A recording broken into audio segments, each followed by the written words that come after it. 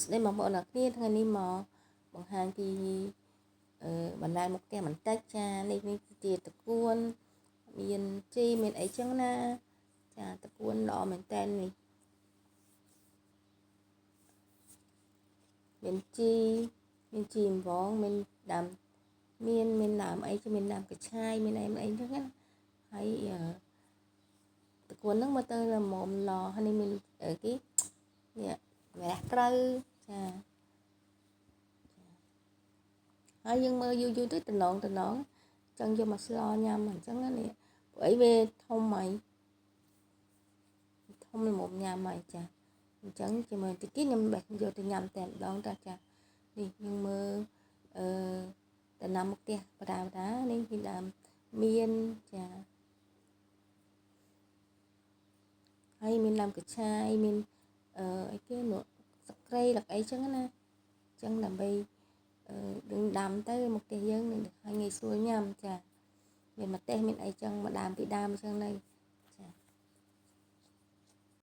មានអីទេបងប្អូនហើយមានតិចតួចចឹងយើងដាំដើម្បីញ៉ាំផងដើម្បីមើលផងចឹងទៅពេលណាយើងដាំបានល្អយើងយកមកញ៉ាំមក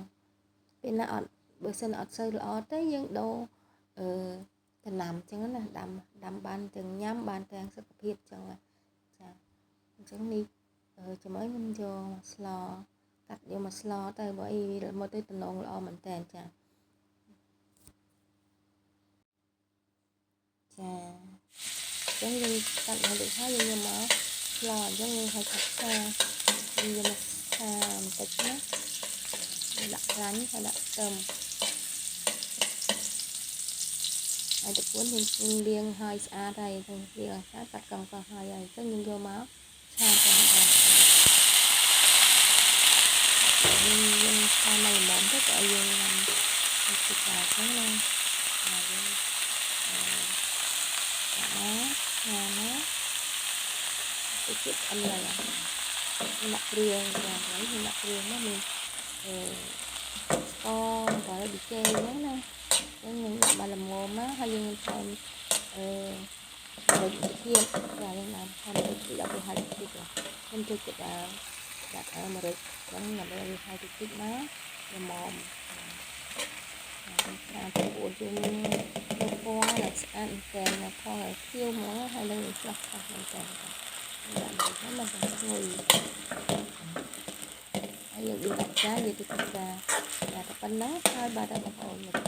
đuôi một bè chân rồi phải lại đâm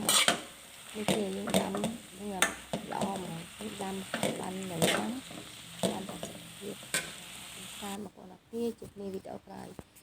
bye bye.